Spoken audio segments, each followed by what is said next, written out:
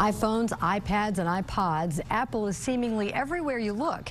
And now you'll be able to find it in one more place, the Dow Jones Industrial Average. In this morning's U.S. Bank Economic 360, U.S. Bank Vice President and Senior Portfolio Manager Mike Denneman joins us to talk about what this recent addition means for Apple and for the Dow. He's with Business Courier editor Rob Dahlmeyer in the studio.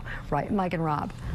Peg, thanks. Mike, thanks for being here. Good morning. So we think of the Dow as being sort of this tired, old index filled with companies that have been around forever. Locally, GE, P&G are two companies on the Dow. Really doesn't change much. But what does Apple's being included say about the Dow? Is it now joining the new economy? Sure. So you're exactly right. I mean, you know, when you think of the Dow, you know, how does that mix with Apple? Apple's cool and new. Right. The Dow is, you know, stodgy and so, you know, old economy. It's got industrials in the title. It sounds way more like Rust Belt than Silicon Valley. But the beauty of the Dow is that it is periodically remaking itself so that it's incorporating newer, more new economy type companies. I mean, the index itself is well over 100 years old.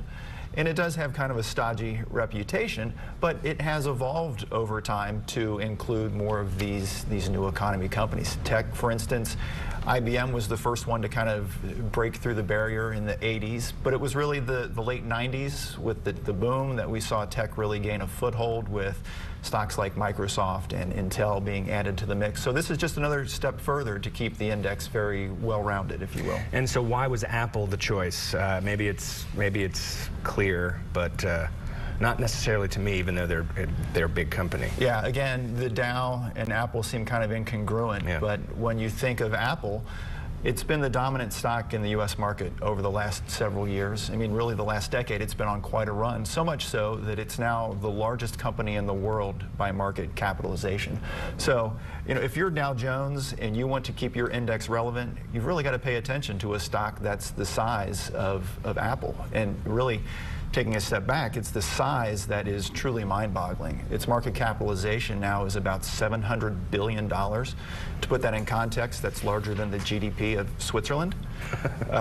It's larger by twice the next closest stock, which is Exxon, in its own right, a huge company. Apple's now twice as big.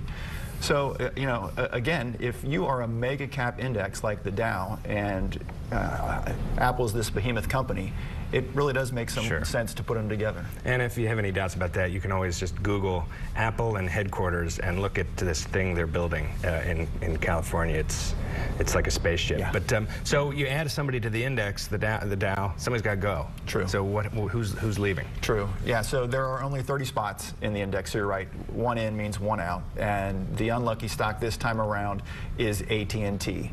And you know, thinking back to this topic just a second ago, this evolution of the Dow, that makes some logical sense. I mean, AT&T, they do have a huge cellular business, of course, but you know, when you think of Ma Bell, that's so last century, right? I mean, AT&T's been in the index almost 100 years now. Wow. So this really is a changing of the guard of sorts.